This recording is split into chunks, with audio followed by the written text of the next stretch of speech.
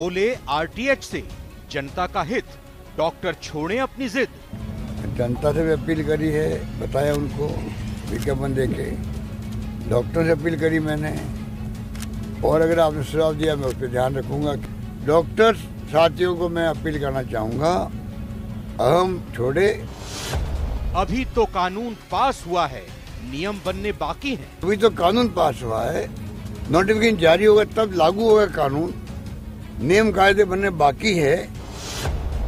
BJP ने कहा CM को हुआ आरएसएस फोबिया। मुझे लगता है गहलोत साहब को आरएसएस का फोबिया होगा। ये राहुल गांधी जी को खुश करने के लिए कर रहे हैं। डॉक्टर्स ने कहा गोल पोस्ट चेंज करने की कोशिश। हमें सिर्फ घुमाने का काम हो रहा है। सरकार कम से कम घुमाना फिराना तो बंद करे, दो टूक बात करे।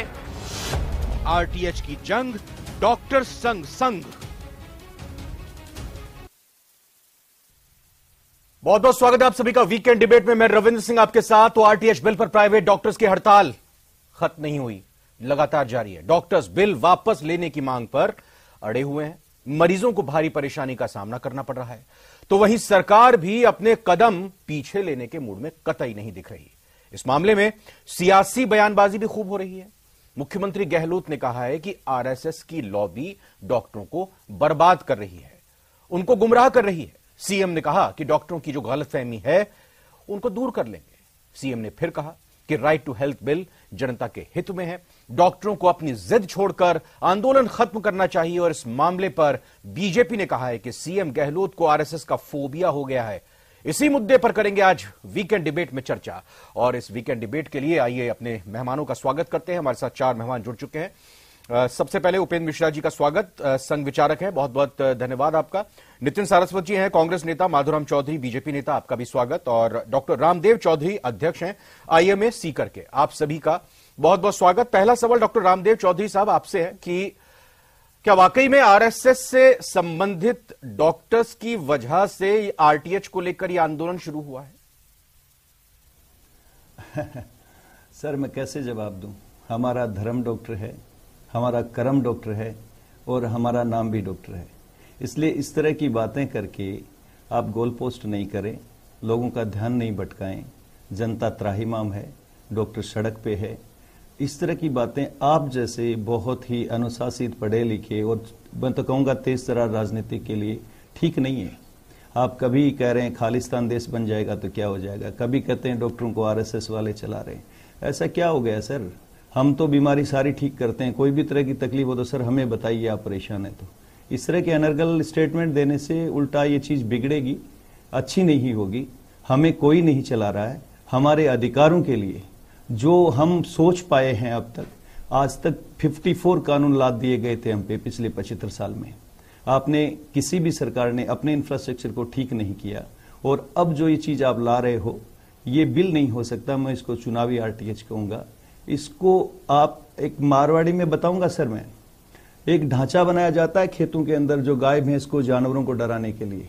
आपका बिल वो ढांचा है, इसकी आत्मा नहीं है, इसके अंदर शरीर नहीं है जिंदा। इसलिए भगवान के लिए अभी भी हम तो यही कहना चाहेंगे, एक बार हमसे समझ लें कि इस बिल से ऐसा कुछ भी नहीं। क्या वाकई में डॉक्टरों का कोई धड़ा होता है? क्या किसी गुट से वो ताल्लुक संबंध रखते हैं? क्या राजनीति से वो प्रेरित या प्रभावित होते हैं? हाथ अंगन को आरसी क्या, पढ़े लिखे को पारसी क्या। आपने 27 तारीख का रेला देखा होता तो पता लग जाता वो कोई राजनीतिक रेला नहीं था। वो टोटली वो लोग थे जो अपनी आत्मसम्मान की लड़ाई के लिए जयपुर की रोड पे पहुंचे थे। और वो लोग थे जो ज्यादातर ऐसा है अपने चेंबर से बाहर निकलने वाले नहीं थे। वो किसी पैसे से या उनको खाने पीने के लालच में नहीं लाए गए थे। आप ध्यान रखें, जब लाखों की भीड़ जुट जाती है डॉक्टर चौधरी, उनका कोई धर्म, इस बात को भूलना नहीं चाहिए कि डॉक्टरों का भी प्रतिनिधिमंडल लगातार इस जब आरटीएच बिल को लेकर दस्तावेज तैयार हो रहे थे, आपकी सारी कंसिडरेशन सुनी गई, उसको बिल में शामिल किया या नहीं किया। अब आप कुछ भी बोलें वो एक अलग बात है, क्योंकि बंद कमरे में क्या बैठक होती है, क्या मीटिंग होती है और बाहर निकलकर क्या कहा जाता है वो नहीं अंदाजा उसका लगाया जा सकता। ये सवाल कि दिल्ली से डॉक्टर आए और फिर उसके बाद सब कुछ ठीक हो रहा था, सारी बात मान ली गई थी, सारी बात स्वीकार थी, फिर अचानक से ये आरटीएच पर नाराजगी और आरटीएच को वापस लेने की बात क्यों आ गई? आप समाज की तीसरी आंख है, आपने निगाह रखी होगी। ऐसा क्या ठीक हो रहा था जो गड़बड़ हो गया, और वो कौन लोग थे जो भड़का गए? नहीं, समाज की तीसरी आंख ने खबर दिखाई थी सर, जब एक पसोपेश की स्थिति थी, जिस दिन 21 मार्च को ये आरटीएच बिल एक तरह से कहें कि विधानसभा से पास हुआ था, तब ये साफ तौर पर एक धड़ा आपका ये कह रहा था कि नहीं, हम पूरी तरह से मुतमईन हैं, सेटिस्फाइड हैं, सारी बातों को इसमें शामिल किया। अगर दूसरा धड़ा जो हड़ताल की बात कह रहा था, उसको लेकर पहले वाला धड़ा कह रहा था कि नहीं नहीं, ये हमसे ताल्लुक नहीं रखते, हम इनसे कोई वास्ता नहीं है। फिर उसके बाद एक हफ्ते बाद फिर से आप हड़ताल पर जाते हैं, तो ये कंफ्यूजन तीसरी आंख ने दिखाई थी, न्यूज 18 राजस्थान ने दिखाई थी। सर हमारे कोई धड़े नहीं है, शायद मेरे विचार से ये न्यूज ही मुझे आपके न्यूज से पता लग रही है, मेरे विचार से कोई भी नहीं है। मैं उस संघर्ष समिति का सदस्य हूं, जो 10 लोगों की हमारी संघर्ष समिति है। हमारे पास ABC टीमें हैं, हम कई बार वार्ता के लिए अंदर बी टीम को भेजते हैं, कई बार A टीम जाती है। मैं आपको क्लियर कर दूं, हमारे बीच में ना कोई धड़े हैं, ना हम धर्म की बात करते हैं। हमारा धर्म और कर्म सिर्फ डॉक्टरी है। नितिन सारस्वत जी, आप ये बताएं कि अगर आरएसएस से संबंधित डॉक्टरों की वजह से आरटीएच को लेकर यह आंदोलन खड़ा हुआ है, तो फिर जो डॉक्टर इस आरटीएच को स्वीकार कर रहे हैं, मान रहे हैं, वो कौन से धड़े के हैं, वो किस विचारधारा के हैं? देखिए रविंद्र जी, मैं जो आज मुख्यमंत्री जी ने कहा, मैं सबसे पहले आपको कुछ क्रोनोलॉजी समझाना चाहता हूं। लगातार आपने भी डिस्कशन किया, एक लंबी प्रोसेस के बाद में, सभी पक्षों से बातचीत करने के बाद में, फिर कुछ मुद्दे थे, चाहे आपातकालीन प्रावधान को, चाहे आपातकाल में फ्री इलाज को लेकर, चाहे जुडिशरी से अलग करने की बात हो, चाहे जो जनप्रतिनिधि है उनको अलग करने की बात हो, डॉक्टर्स को शामिल करने की बात हो, लगभग सभी प्रोविजन जनता के एम्बिट में थे और लगातार उस पर डिस्कशन हमने भी किया और उन सभी प्रावधानों को आपको पता है कि लास्ट तक दूर कर लिया गया। जब ये बिल बिल्कुल विधानसभा से पास हुआ, एक आपने भी खुद ने बताया, और क्रोनोलॉजी आप समझाएंगे तो पूरा आधे घंटा निकल जाएगा। मैं आपसे पूछ रहा हूं कि अगर एक धड़ा जो संबंध रखता है आरएसएस से, उसकी वजह से हड़ताल हुई है, तो दूसरा धड़ा किस विचारधारा से ताल्लुक रखता है? मैं आपसे ये जानना चाह रहा हूं, जो ये बात मान रहा है, और वो कौन सा धड़ा है, जरा बताइए, वो कौन से डॉक्टर हैं जो इस बात को स्वीकार कर रहे हैं कि आरटीएच सही है? शुरुआत में जब ये लगातार हमारी डिबेट चल रही थी, तो कुछ पॉइंट्स थे जिनको लेकर, केवल कुछ पॉइंट्स थे जिनको लेकर दिक्कत थी, और उन सभी पॉइंट्स को हमने यहाँ पे डिबेट में भी और पूरे विधानसभा में, पटल में, हर जगह डिस्कशन किया गया, उनका समाधान किया। लेकिन अचानक ऐसा क्या हुआ कि ये पूरे बिल का विरोध करने लगे, नो आरटीएच आप बताइए क्या हुआ लगे, जबकि अभी क्या हुआ आप बताइए ना। सुनिए मेरी बात, नहीं बताइए ना, कौन डॉक्टर है वो, नाम लीजिए, कौन डॉक्टर है वो, नाम लीजिए ना उन डॉक्टरों का, बताइए। किस, हम तो नाम सामने ला ही रहे, आज मुख्यमंत्री जी ने कहा ही है ना। हम लगातार, देखिए, अगर हमारे नियत साफ नहीं होती, आज भी मुख्यमंत्री जी एयरपोर्ट पे जनप्रतिनिधि, जो डॉक्टर्स के प्रतिनिधि थे, उनसे मिले थे और उन्होंने लगातार कहा कि हमारा बातचीत का चैनल खुला हुआ है, आप किसी के भी बहकावे में ना आए, अभी नोटिफिकेशन लागू होने में टाइम है, रूल्स बनेंगे, अगर आपको किसी भी प्रोविजन से दिक्कत है तो उस प्रोविजन में को भी आपकी सब मांगों को सम्मिलित कर लिया जाएगा। लेकिन ये जो एक धड़ा है जो लगातार नो आरटीएच कह रहा है, वो आम आदमी, 8 करोड़ जो राजस्थान की जनता है, उसको इस अधिकार से महरूम रखना चाहता है। मैं आपसे पूछना चाहता हूं रविंद्र जी, आप क्या पहले जैसी स्थिति चाहते हैं कि कौन सा धड़ा है? बताइए, खुल के बताइए ना, थोड़ा और बताइए, खुल के बताइए कौन सा धड़ा है। देखिए मेरी बात सुनिए, सारी योजनाएं लागू होने के बावजूद आम आदमी को वहां पे मना कर दिया जाता है, प्राइवेट अस्पतालों से उन्हें बाहर कर दिया जाता है, पूरा का पूरा परिवार बर्बाद हो जाता है। जहां डेड बॉडी के ऊपर भी कुछ डॉक्टर, मैं नहीं कह रहा सब डॉक्टर, मैं डॉक्टरों का बहुत सम्मान करता हूं, कुछ डॉक्टर उसमें पैसा कमाते हैं। तो मैं ये कहना चाहता हूं आपसे कि हम लगातार कह रहे हैं कि अगर आज भी मुख्यमंत्री जी ने कहा कि अगर किसी प्रावधान से दिक्कत है, डॉक्टर रामदेव आप बिल्कुल काउंटर कर सकते हैं, दोनों को एक साथ, अगर नितिन जी और डॉक्टर साहब को लेकर आए एक विंडो से, मेरे कांग्रेस के रिप्रेजेंटेटिव साथी से पूछना चाहता हूं, आप एक हॉस्पिटल का नाम बता दीजिए जिसने डेड बॉडी का ट्रीटमेंट किया हो, या जिसने ट्रॉमा के या किसी भी पेशेंट को मना किया हो, या तो आप बोले नहीं, या फिर उसका नाम बताएं। आप और आपके एक मिनट, आप और आपके हेल्थ मिनिस्टर, हवा में बात मत कीजिए ना नितिन जी, बताइए ना, अगर पूछ रहे हैं तो बताइए, जवाब दीजिए, अगर आपने कोई बात रखी है तो उसको फिर जस्टिफाई कीजिए। आए दिन भुगतती है, कितनी बार रविंद्र जी हमने डिबेट किया, रविंद्र जी हमने कितनी बार डिबेट किया कि चिरंजीवी योजना होते हुए भी आपने कहा कि चिरंजीवी योजना है लेकिन इलाज नहीं किया जा रहा, कितनी बार चिरंजीवी योजना पे चले अस्पताल। उपेंद्र मिश्र जी, मेरा सवाल आपसे है, ये बताइए कि आप संघ विचारक हैं, क्या आरटीएच को लेकर जो आंदोलन खड़ा हुआ है इसमें आरएसएस ने खाद पानी दिया है? क्या आप नहीं चाहते कि आरटीएच बिल आए, लागू हो और प्रदेश की 8 करोड़ की जनता को 25 लाख तक का इलाज मिले? क्या संघ नहीं चाहता है ये? देखिए, मैं अपनी बात वहां से शुरू करता हूं जहां डॉक्टर रामदेव जी ने कहा कि मुझे लगता है कि माननीय मुख्यमंत्री जी का कुछ मानसिक असंतुलन हो चुका है, इसलिए उन्हें शीघ्र ही बहुत अच्छे डॉक्टर नहीं की इलाज की ये जरूरत उपेंद्र, ये बात सही नहीं है। मैं ये बात सही नहीं है। आप राजनीति कर रहे हैं, आपका मत अलग हो सकता है, लेकिन इस तरह की बात नहीं कर सकते आप। एक चुने हुए प्रतिनिधि को, एक प्रदेश के मुख्यमंत्री को आप इस तरह से नहीं कह सकते उपेंद्र जी।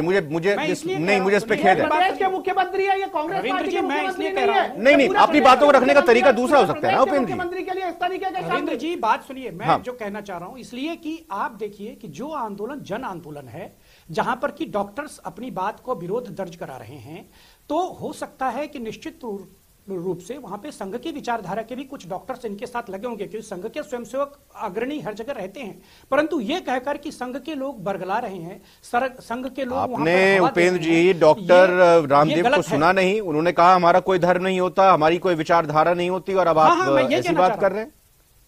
ना, मैं यही कहना चाह रहा हूं। आपने कहा ना कि मैं डॉक्टर रामदेव जी की बात को आगे बढ़ा रहा हूं, लेकिन आपने उनको सुना नहीं शायद सही से।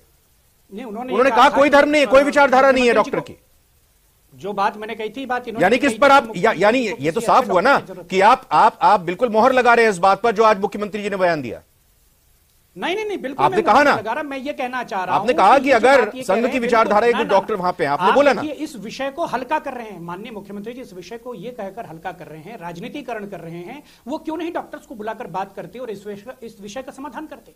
हम राजस्थान के समग्र जनता के साथ हैं, जो जनता अभी परेशान हो रही है, और इस विषय पर उनको डॉक्टर्स को बुलाकर इस आरटीएच के जो भी विसंगतियां हैं उन पर चर्चा करके उनको इसको दूर करना चाहिए। वो इधर उधर की बातें क्यों कर रहे हैं कि ये संघ के लोग इसको चला रहे हैं या संघ के लोगों? नहीं, वो इसलिए कर रहे हैं ना कि अगर सरकार तो हर बार कह रही है दरवाजे बातचीत के खुले हुए हैं, हम मुख्य सचिव को हमने अधिकृत किया हुआ है, हमने कहा है फाइनेंस सेक्रेटरी से आप बात कर लीजिए, हमने यहां पर प्रदेश अध्यक्ष से कहा कि आप जाकर बात कर लीजिए, मुलाकात कर लीजिए। अब अगर ये मैं बता रहा हूं ना कि अगर एक विचारधारा से ताल्लुक रखने वाले एक धड़े अगर अड़ा हुआ है, वो चाहता ही नहीं कि बातचीत करके हल निकले, तो फिर कैसे निकलेगा इसका हल? ये आरोप है उनका। ये धड़ेबाजी का शब्द का जो प्रयोग अगर मीडिया के लोग भी कर रहे हैं या कोई भी कर रहा है, ये कहकर आप लोग इस वास्तव में इन डॉक्टर्स का अपमान इसलिए कर रहे हैं क्योंकि उपेंद्र मिश्रा जी सुनिए ना, अभी आपने खुद बोला, इसलिए प्लीज, अभी आपने खुद बोला ना, हम तो जो बात कही गई, उन्होंने कहा कि आरएसएस से संबंध रखने वाले डॉक्टर्स की वजह से ये आंदोलन हो रहा है। अब हम तो उसी बात को रख रहे हैं ना,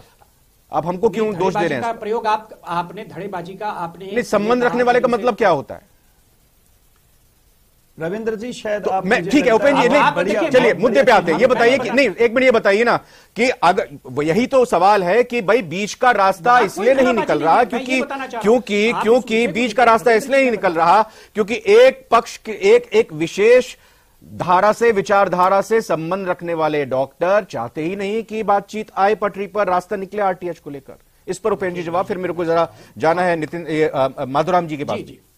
जी मैं ये कहना चाह रहा हूं कि वहां वास्तव में कोई धड़ा नहीं है। सारे डॉक्टर्स, मेरे कई मित्र हैं, उनसे भी बात होती है, जो कि कांग्रेस की विचारधारा के भी हैं, कॉमरेड विचारधारा के भी हैं, लेकिन उन सबने आज वो लोग एकजुट होकर इस विषय को कर रहे हैं। क्योंकि मैं कई बार सोशल मीडिया पे भी एक्टिव रहता हूं, तो मैं पढ़ता रहता हूं, देखता रहता हूं, मैंने इस विषय को देखा है, और मुझे ऐसा लगता है कि बिना किसी धड़ेबाजी के सभी डॉक्टर्स एकजुट होकर, और उनके मन में कहीं ना कहीं जनता के लिए भी इस बात को ग्लानि उनके मन में भी है कि हम लोग आज इस विषय को लेकर जो आंदोलनरत हैं उसके कारण जनता परेशानी में है। ये ग्लानि का भाव मैंने डॉक्टरों के मन में भी देखा है। इसलिए मेरा इस आपके चैनल के माध्यम से और इस परिचर्चा के माध्यम से माननीय मुख्यमंत्री जी से निवेदन है कि वो अपने सरकार के वरिष्ठ जनों को, वरिष्ठ नेताओं को, या स्वयं खुद आगे आकर इस विषय का समाधान निकालें और इस आंदोलन को आज कल में जल्दी से जल्दी समाप्त करें, ताकि राजस्थान की जनता को राहत मिले।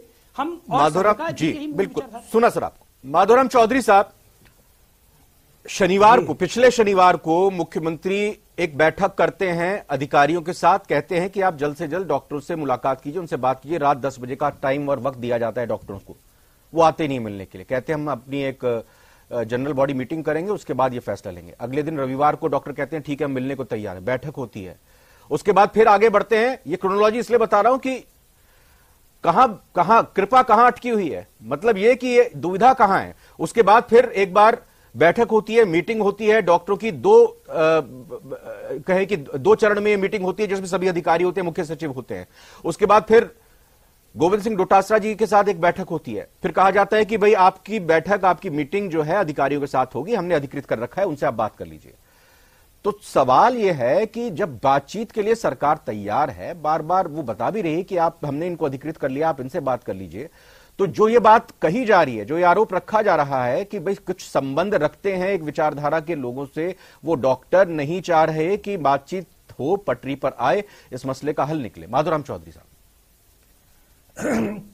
देखिए रविंद्र जी, मैं पहले तो आपको एक बात पे समझा दूं कि जब ये प्रवर समिति के पास में गया था तो कुछ मुद्दों के ऊपर भारतीय जनता पार्टी के नेताओं ने डिसेंट नोट डाला था। उन्होंने ये कहा था कि डॉक्टर कुछ मुद्दों पे असहमत है, उनसे बात कर लीजिए, परंतु मुख्यमंत्री जी की जिद समझिए या सरकार की, उन्होंने ये इस पैसे को ढंग से मेरे हिसाब से समझने की कोशिश नहीं की।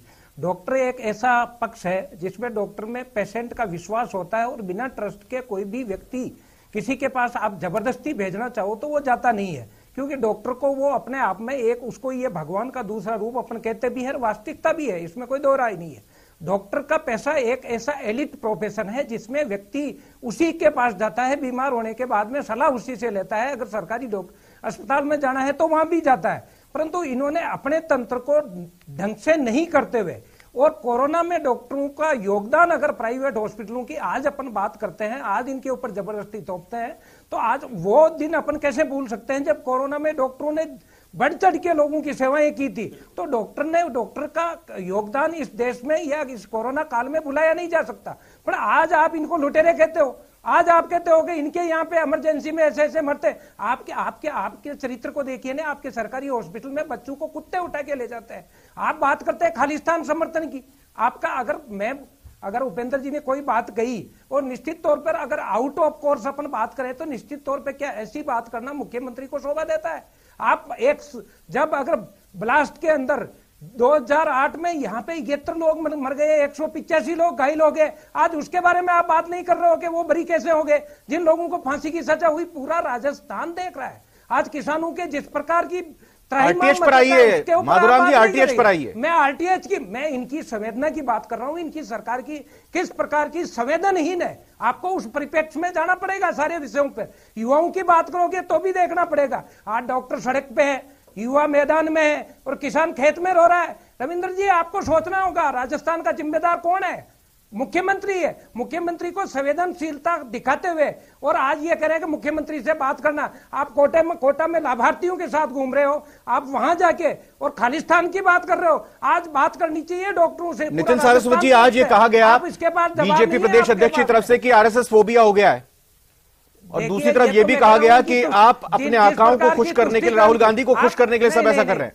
आप रविंद्र जी, जिस प्रकार की आप बात कर रहे हैं, किस प्रकार का आरएसएस का नाम लेकर आप राहुल जी को खुश करना चाह रहे हैं, क्योंकि वो भी तो यही बोल रहे हैं। सावरकर के खिलाफ बोल के आज कह रहे हैं हम नहीं बोलेंगे उनके खिलाफ। इनका अगर आप देखोगे तो अलाइनमेंट के हिसाब से अलाइनमेंट ठीक नहीं है। वैसे तो सभी लोग अपने हिसाब से इस प्रकार बात कर रहे हैं जिनकी तुष्टीकरण की राजनीति। बताएं नितिन सरस्वती, इसका जवाब दे कि तुष्टीकरण की राजनीति, राहुल गांधी को खुश करने के लिए ये सब किया जा रहा है। देखिए रविंद्र जी, मैं लगातार यही कहना चाह रहा था कि ये गुटबाजी है और ये किसी के सपोर्टेड। एक बार माधुराम जी, आप अपनी बात करने दीजिए। एक तो ये सबसे बड़ी बात है कि अभी पूरी डिबेट में इन्होंने भगवान का गलत और आपत्तिजनक कोरोना में बोला। ये माधुराम जी केवल चिल्लाने के अलावा कुछ जानता नहीं है।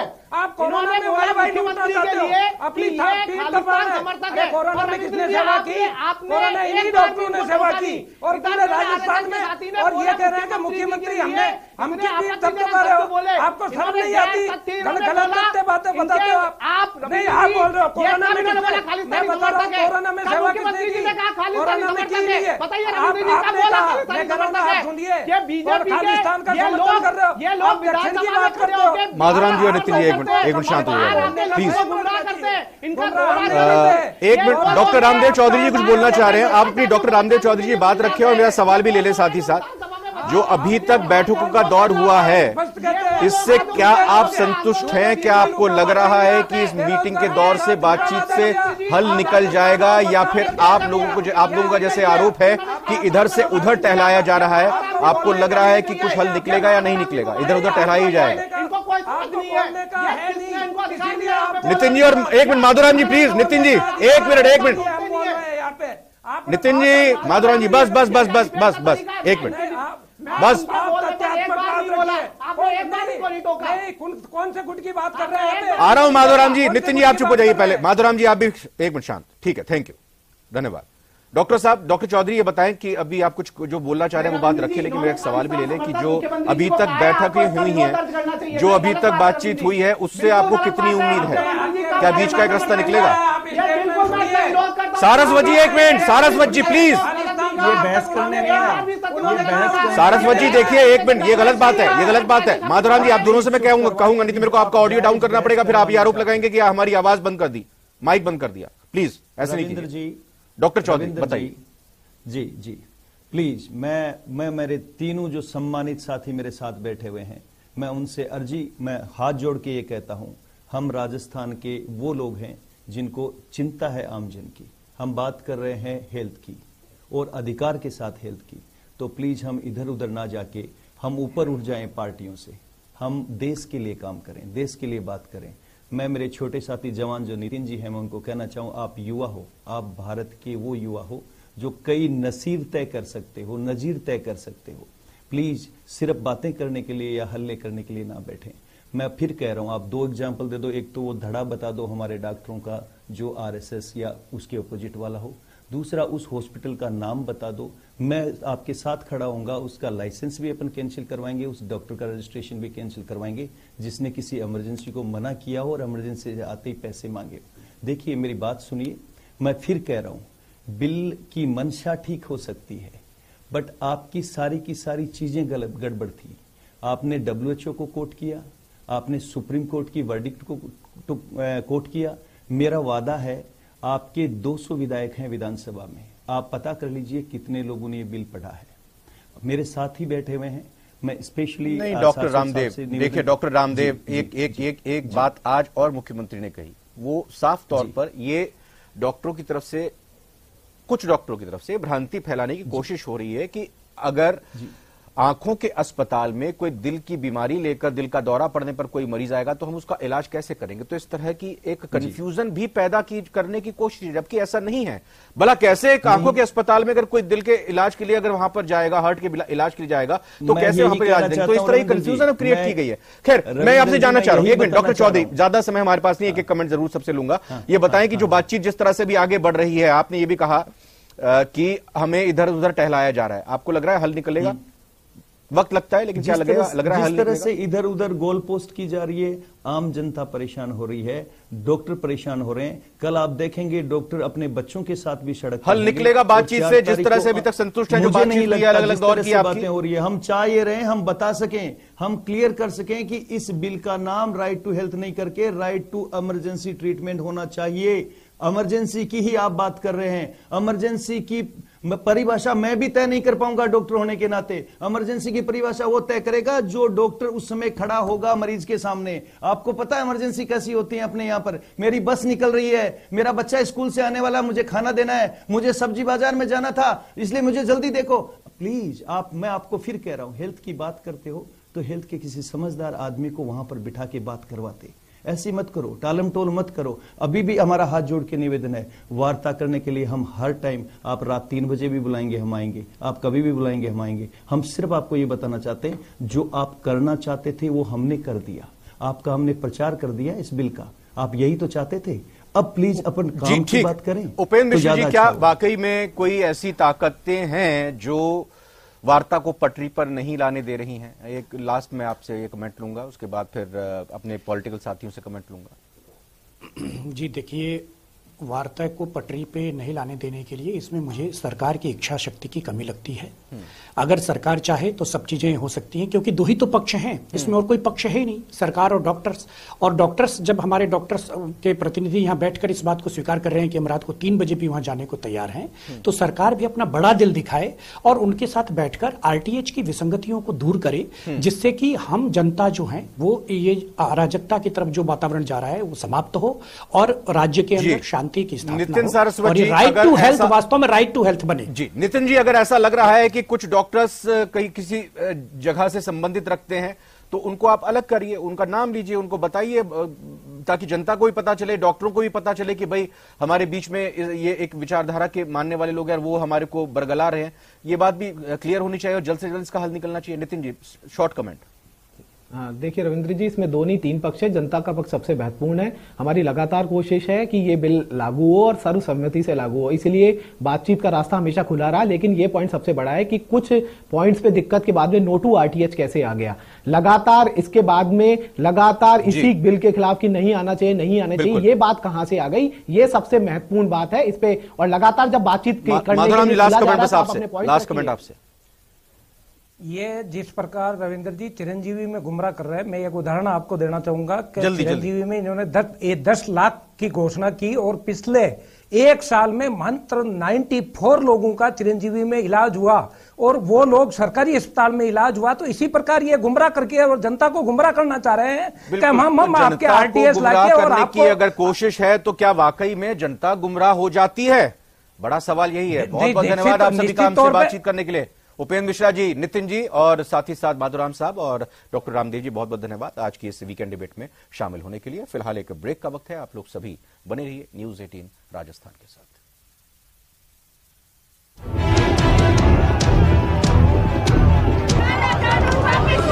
4-5 डॉक्टर के लिए गद्दार लोग थे, कैसे चले गए हमें पूछा क्यों नहीं? और वो आरएसएस से संबंधित डॉक्टर है।